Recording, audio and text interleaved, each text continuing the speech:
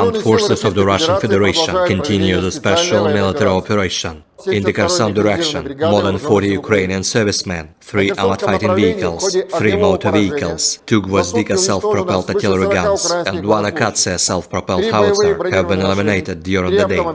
Operational, tactical and army aviation, missile troops and artillery of the armed forces of the Russian Federation have neutralized 78 Ukrainian artillery units at their firing positions, enemy manpower and military equipment in 142 areas. In total, 401 airplanes, 220 helicopters, 3,418 unmanned aerial vehicles, 412 air defense missile systems, 8,293 tanks and other armored combat vehicles, 1,057 combat vehicles equipped with MLRS, 4,350 field artillery cannons and mortars, as well as 8,924 units of special military equipment have been destroyed during the special military operation.